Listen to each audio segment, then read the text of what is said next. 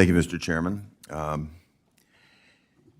Let's talk about the Fed's independence. That's been a big issue here today. There's been a lot of talk about it, and I find it particularly rich that the Federal Reserve's independence is suddenly a big issue from a party that's long sought to systematically inject its ideology into the work of the central bank. Let me get into some specifics here to make my point. President Biden once called for adding racial equity to the Fed's dual mandate. He appointed a Fed governor who sought to redirect capital from fossil fuels to green energy by using the Fed's oversight function to influence bank lending decisions.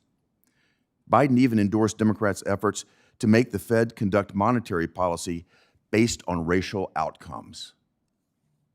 Furthermore, the Fed itself has undermined its own credibility by caving to progressive pressures. The Fed joined the network of central banks and supervisors for greening the financial system. This is a group that promotes leftist climate ideology.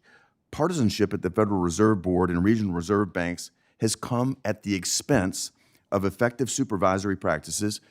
Need look no further than the failures of the San Francisco Fed and their failure to supervise Silicon Valley Bank.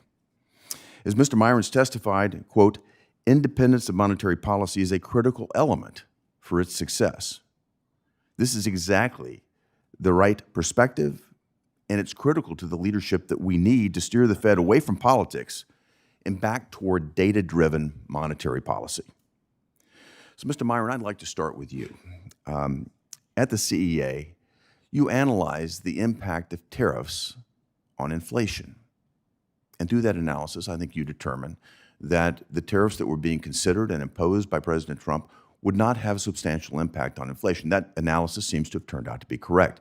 I'd like to ask you how your analysis on inflation and tariffs will inform your perspective on monetary policy should you be confirmed. Thank you, Senator. I do believe that there's no evidence that tariffs have had any inflationary effect in the sense of moving the aggregate price level. The Council of Economic Advisors just put out an update to a previous study where we looked at the import components of every single good, and we identified that imported goods have actually been getting cheaper relative to domestically produced goods, which is the opposite of what you'd expect to see if tariffs were inflationary. Moreover, there's no sense in which U.S. goods inflation has diverged from goods inflation internationally, which again is something you would expect to see if tariffs were inflationary because the U.S. is implementing significant tariffs, but other countries are not. Moving forward, I expect my view of inflation to be informed by the broad suite of economic policies and not just monetary policy. And indeed, I think this is a subject, which has received insufficient attention in the past. So, for example, if you consider border policies I was discussing before, moving millions of new residents into a relatively fixed supply of housing will be extremely inflationary because it pushes rents up.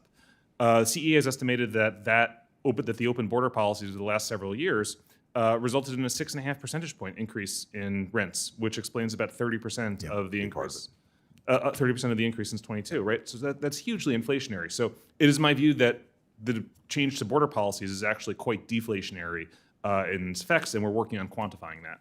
Well, I think there are a number of other deflationary activities underway. You think about the development of AI, the implications on productivity there. You think about the deregulatory undertakings of this administration that are going to cut overhead cost and compliance cost dramatically and streamline government efficiency in a way that I think will again be deflationary. Our efforts to get back to energy dominance, which would lower the cost of energy, all again feeding into a much more deflationary cycle than an inflationary one. So I hope that the Fed gets to the right point and back to the original point.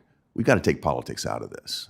And I applaud the president for nominating you. You've been very clear that you want to get out of the political arena. You want the Fed to get out of the political arena that's been operating in, whether it be racial equity, green projects, or timing of interest rate adjustments to politics. I very much appreciate that.